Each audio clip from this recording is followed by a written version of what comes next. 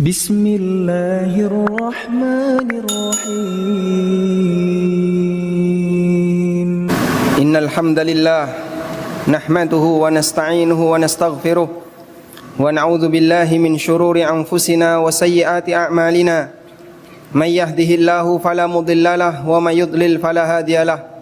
Wa ashhadu an la ilaha illallah wahdahu la syarikalah wa ashhadu anna Muhammadan 'abduhu wa rasuluh.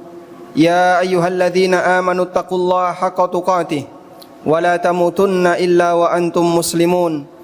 Ya ayyuhan nasu taqu rabbakumul ladzi khalaqakum min nafsin wahidah wa khalaqa minha zawjaha wa batha minhuma rijalan katsiran wa nisaa'a wattaqullaha alladzi tasaaluna bihi wal arham innallaha kana 'alaikum raqiba. Ya ayyuhalladzina amanu taqullaha wa qulu qawlan sadida yuslih lakum a'malakum wa yaghfir lakum dhunubakum wa may yuti'illaha wa rasulahu faqad faza fawzan 'azima. Amma ba'du fa inna asdaqal hadithi kitabullah wa khairal huda huda nabiyyina Muhammadin sallallahu alaihi wasallam wa syarral umuri muhdatsatuha fa inna kulla muhdatsatin fid dini bid'ah wa kulla bid'atin dhalalah wa kulla dhalalatin finnar. Wa usalli wa usallim ala nabiyyina Muhammadin wa ala alihi wa sahbihi ajma'in. Hadirin jamaah Jumat dimakan Allah Subhanahu wa taala. Pertama, layak kita bersyukur kepada Allah atas hidayah dan kemudahan yang Allah berikan kepada kita sehingga kita bisa melaksanakan ibadah salat Jumat di kesempatan siang hari ini dalam kondisi semuanya serba baik. Semoga Allah Subhanahu wa taala menjadikan ibadah kita diterima oleh Allah sebagai amal soleh yang ada hasilnya kelak di hari kiamat.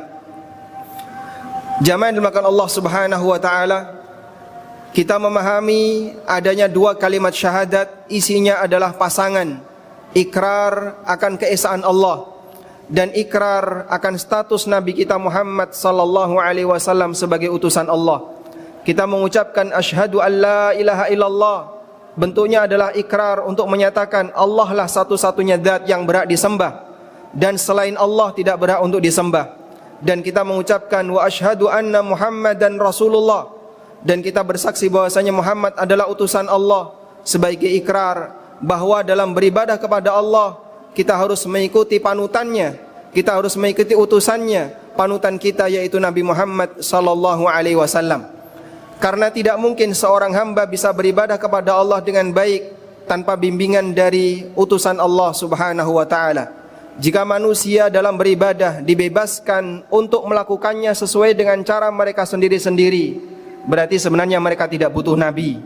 Adanya nabi sebagai konsekuensi bahwa mereka perlu penjelasan tentang bagaimana cara beribadah kepada Allah dengan benar. Karena itulah mentaati Rasul sallallahu alaihi wasallam sama dengan mentaati Allah, sebab mentaati utusan sama dengan mentaati yang mengutus. Allah Subhanahu wa taala berfirman, "May yuti'ir rasula faqad ata'a Allah." Barang siapa yang mentaati Rasul, hakikatnya dia mentaati Allah. Dan dalam beribadah kita diperintahkan oleh Allah untuk mengikuti sesuai dengan petunjuk yang Allah turunkan. Allah berfirman, "Ittabi'u ma unzila ilaikum mir rabbikum wa la tattabi'u min dunihi awliya." Ikutilah apa yang telah diturunkan dari Rabb kalian kepada kalian, dan jangan mengikuti selain Allah Subhanahu wa taala siapapun orangnya. Sehingga dengan bimbingan inilah manusia ketika beribadah akan menghasilkan pahala yang maksimal, pahala yang diterima oleh Allah Subhanahu wa taala. Sebaliknya, ketika orang itu beribadah kepada Allah tapi tanpa didasari dengan panduan, tentu potensi kerusakannya lebih besar dibandingkan potensi kebaikannya. Karena itu para ulama mengatakan, man taqarraba ilallah bighairi ilmin fakana mimma yufsid aktsaru mimma yuslih. Barang siapa yang beribadah kepada Allah tanpa ilmu, maka potensi kerusakannya, potensi madaratnya lebih dominan dibandingkan dengan potensi manfaatnya. Salah satunya adalah orang yang beribadah kepada Allah atau melakukan perbuatan yang dia sangka bahwasanya itu bagian dari ketaatan kepada Allah, tapi justru sebaliknya itu memicu atau menjadi penyebab orang lain berbuat maksiat kepada Allah Subhanahu wa taala. Ada orang yang melakukan perbuatan yang dia sangka itu sebagai ketaatan dan ibadah kepada Allah, namun hakikatnya itu adalah perbuatan yang memicu perbuatan maksiat kepada Allah Subhanahu wa taala. Salah satu di antara contohnya Allah sebutkan di surat Al-An'am, yaitu sikap sebagian orang yang mencela Tuhan-Tuhan selain Allah dengan keyakinan bahwasanya ini bagian dari bentuk pengagungan kepada Allah. Namun ternyata sikap semacam ini memicu orang musyrikin, mereka mencela Allah, sehingga dengan sebab kaum muslimin mencela Tuhan selain Allah menyebabkan non muslim mencela Allah Subhanahu wa taala. Allah Subhanahu wa taala ingatkan dalam Al-Qur'an, "Wala tasubbul ladzina yad'una min dunillah fayasubbullaha adwan bighairi ilm." Janganlah kalian mencela Tuhan-Tuhan yang disembah selain Allah, karena kadang itu menjadi penyebab orang kafir memberikan balasan dengan cara mereka menghina Allah, mereka mencela Allah Subhanahu wa taala adwam bighairi ilmin, diiringi dengan semangat permusuhan dan tanpa landasan ilmu. Sehingga ada sebuah perbuatan yang bisa jadi dianggap oleh pelakunya sebagai amalan yang bisa mendatangkan pahala. Namun ketika itu dilakukan dengan cara yang salah, justru hasilnya sebaliknya. Perbuatan itu bukannya mendatangkan pahala, namun justru mendatangkan dosa dan perbuatan maksiat. Di sini saya akan bacakan keterangan yang diucapkan oleh Ibnu Aqil, yang disampaikan oleh Ibnu Aqil dalam kitabnya Al-Funun. Peringatan yang beliau sampaikan, ada perbuatan yang menurut orang bodoh agama dianggap sebagai amal saleh, tapi bagi para ulama itu tindakan maksiat. Menurut orang yang tidak paham agama itu dianggap sebagai ibadah, tapi bagi para ahli ilmu, bagi para ulama itu adalah tindakan durhaka. Qala Ibnu Aqil rahimahullah fil Funun. Ibnu Aqil dalam kitab Al-Funun menyebutkan, "Kam min aqwalin wa af'alin tukhraju makhrajat ta'at indal 'ammah wa hiya ma'thamun wa bu'dun minallahi subhanahu wa ta'ala indal ulama." Betapa banyak adanya ucapan dan perbuatan yang menurut masyarakat awam yang tidak paham agama dianggap sebagai bentuk perbuatan ketaatan, namun bagi para ulama itu adalah perbuatan maksiat dan semakin menjauh dari Allah Subhanahu wa taala. Lalu beliau menyebutkan salah satu di antara contohnya, mithlul qiraati fi aswaq yusihu fiha ahlul ma'ash bin nida'i wal bai'i wala ahlus suq yumkinuhumus sima'. Dzalika imtihan. Salah satu di antara contohnya, ada orang yang mengeraskan bacaan Al-Quran di tengah kesibukan manusia pada saat belanja di pasar. Mereka suarakan Al-Quran itu dengan suara yang keras di tengah masyarakat yang sedang belanja, sehingga tidak ada satupun orang yang memperdulikannya. Wa dzalika imtihan, dan itu hakikatnya adalah pelecehan terhadap Al-Quran. Mungkin bisa jadi bagi orang ini yang membaca Al-Quran di pasar, membaca Al-Quran di tengah keramaian, membaca Al-Quran di tengah kesibukan masyarakat ketika beraktivitas, dia berharap pahala dengan ibadah yang dia lakukan dengan membaca Quran itu. Tapi bagi para ulama, ini hakikatnya adalah pelecehan terhadap Al-Quran, karena dia baca di tengah orang yang tidak mau memperhatikan Al-Quran. Sementara Allah Subhanahu wa taala berfirman, "Wa idza quri'al Qur'anu fastami'u lahu wa ansitu la'allakum turhamun."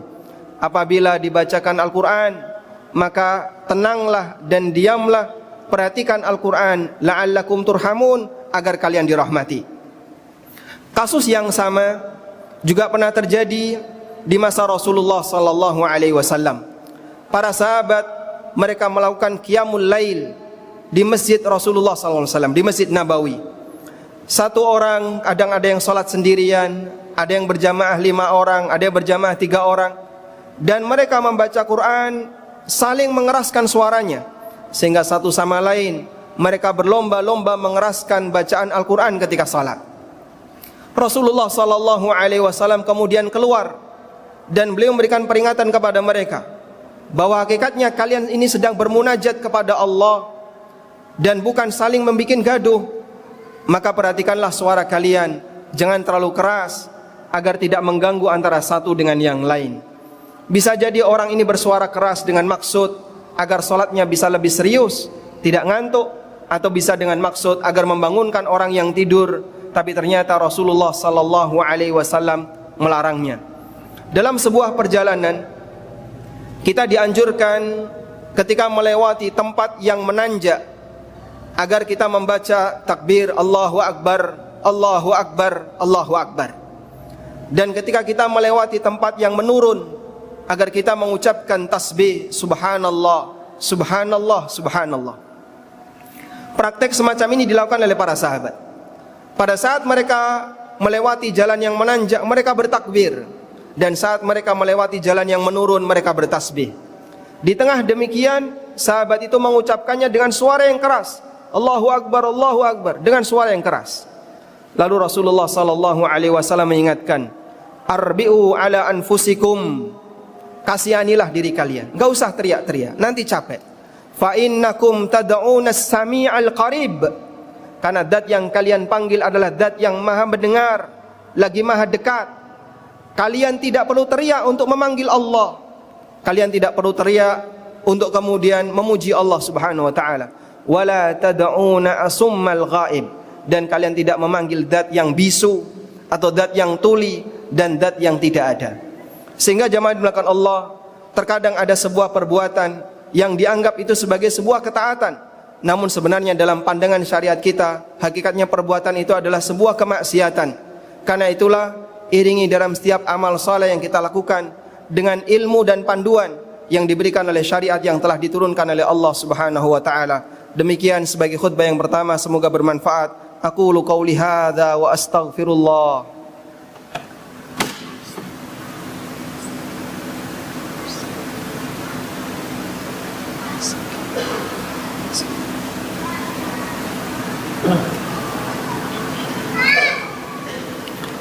Alhamdulillahi wa kafa, wassalatu wassalamu ala rasulil mustafa wa ala alihi wa sahbihi wa man iqtafa, wa ashhadu an la ilaha illallah wahdahu la syarika lah, wa ashhadu anna muhammadan abduhu wa rasuluh. Ya ayyuhalladzina amanu taqullaha haqqa tuqatih wa la tamutunna illa wa antum muslimun. Kaum muslimin, jamaah Jumat dimakan Allah Subhanahu wa taala. Nabi sallallahu alaihi wasallam mengajarkan adab ketika orang itu beribadah, agar ibadahnya yang dia lakukan tidak sampai mengganggu orang lain. Salah satunya adalah ketika salat.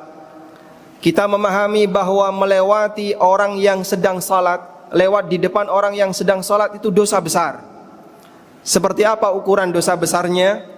Rasulullah sallallahu alaihi wasallam menyebutkan dalam hadis yang sahih, "Lau ya'lamul maru ma bainahu", andaikan orang yang melewati orang yang salat itu mengetahui ancaman yang ada di hadapannya, lakana ayyakifa arba'in khairun lahu min ayyamurra baina man yusalli, atau kama qala sallallahu alaihi wasallam.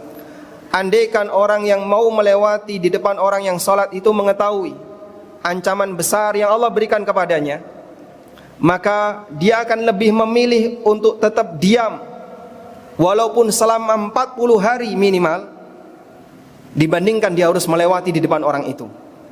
Siapakah di antara jamaah sekalian yang mau dibayar dengan harga 5 juta atau 10 juta, tapi syaratnya Anda harus berdiri diam selama 40 hari? Saya yakin gak ada satupun orang yang mau. Karena kita gak kuat untuk berdiri selama 40 hari. Jangankan 40 hari, petugas keamanan yang dia berdiri selama 8 jam itu pun harus ada istirahatnya, apalagi selama 40 hari. Nabi SAW memberikan gambaran, andaikan orang yang melewati di depan orang yang salat tahu betapa besarnya ancamannya, niscaya dia lebih memilih untuk diam selama 40 hari daripada harus melewati orang itu. Karena saking besarnya ancaman itu dan saking menakutkannya ancaman itu. Karena itulah ketika Anda selesai salat wajib lalu mau meninggalkan jamaah, mau meninggalkan masjid, maka perhatikan jangan sampai melewati orang yang sedang salat, dan lewati saja orang yang sedang zikir. Karena melewati orang yang sedang duduk zikir, orang yang sedang membaca Quran diperbolehkan dengan ijma' kaum muslimin. Tapi melewati orang yang sedang salat apapun posisinya, baik dia berdiri, dia rukuk, dia i'tidal, apalagi ketika sujud, hukumnya haram. berdasarkan sabda Nabi sallallahu alaihi wasallam. Dan selanjutnya, mengingat akan hal ini, maka jangan sampai kita menjadi penyebab orang lain lewat di depan kita salat. Bentuknya bagaimana? Salat di depan pintu atau salat di tempat yang memungkinkan bagi orang lewat di depan kita. Hindari tempat-tempat yang sensitif untuk dilewati orang, sehingga menyebabkan orang lain berbuat maksiat disebabkan karena kesalahan yang kita lakukan. Masih banyak ruang dan tempat yang bisa kita gunakan untuk salat, sehingga tidak harus kita secara sengaja mengambil tempat yang di situ sebenarnya adalah tempat orang untuk lewat. Maka Anda bisa posisikan salat Anda di tempat yang aman.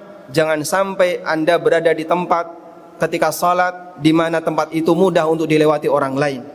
Dan perlu untuk diperhatikan, disebutkan dalam riwayat yang hasan bahwa orang yang sedang salat lalu dia dilewati oleh orang lain dan dia biarkan saja, maka pahala salatnya berkurang sejumlah orang yang melewatinya. Semakin banyak yang melewatinya, maka bisa jadi dia kehilangan banyak pahala karena dia biarkan orang lain lewat di depannya. Dan oleh karena itulah ketika ada orang yang lewat, Nabi SAW perintahkan agar kita menahannya sebagai bentuk ta'awun alal birri wat taqwa, tolong menolong dalam kebaikan dan takwa, agar orang itu tidak terjerumus ke dalam perbuatan maksiat. Demikian pula ketika seorang hamba sedang melaksanakan ibadah kepada Allah, membaca Al-Quran di masjid, maka Anda tidak perlu gunakan suara keras, karena ruang dengar ini milik umum. Siapapun punya hak untuk kemudian mendapatkan ketenangan. Sehingga kalau di masjid orang yang sholat butuh tenang, agar dia tidak terganggu dengan suara yang lain. Secara logika, orang beribadah ketika membaca Quran itu ibadah yang sifatnya pribadi. Kamu membaca Quran untuk dirimu sendiri. Berbeda dengan khutbah. Khutbah itu disampaikan untuk umum. Maka untuk membaca Quran, bisakah Anda gunakan suara yang pelan dan tidak perlu menggunakan pengeras suara? Karena ini adalah waktunya orang untuk sholat sunnah dan waktunya orang untuk bermunajat kepada Allah Subhanahu wa ta'ala. Itulah salah satu di antara bentuk pengamalan dari apa yang tadi kita sampaikan. Ada orang yang menganggap bahwasanya itu bagian dari ketaatan, namun bagi para ulama bisa jadi itu adalah perbuatan kemaksiatan. Kita memohon kepada Allah Subhanahu wa ta'ala bimbingan agar setiap amal ibadah yang kita lakukan sesuai dengan panduan dan panutan yang diberikan oleh Nabi sallallahu alaihi wasallam, dan kita berharap semoga ibadah kita diterima oleh Allah Subhanahu wa taala sebagai amal saleh yang ada hasilnya kelak di hari kiamat. Allahumma salli ala Muhammad wa ala ali Muhammad kama sallaita ala Ibrahim wa ala ali Ibrahim innaka Hamidum Majid. Allahumma ighfir lil mu'minina wal mu'minat wal muslimina wal muslimat al ahya'i minhum wal amwat innaka sami'un qaribun mujibu da'wat ya qadiyal hajat. Allahumma aminna fi awtanina wa aslih a'immatana wa wulata umurina wa a'inhum ala tanfidhi amanatihim. Allahumma arzuq lahum wuzara'as salihin. Allahumma arzuq lahum bitanatas salihin. Rabbana hab lana min azwajina wa dhurriyyatina qurrata a'yun waj'alna lil muttaqina imama. Rabbana atina fid dunya hasanah wa fil akhirati hasanah wa qina adzabannar. Wa sallallahu ala nabiyyina Muhammadin wa ala alihi wa sahbihi wa sallam. Wa akhiru da'wana anil hamdulillahi rabbil alamin. Wa qumu ila salatikum.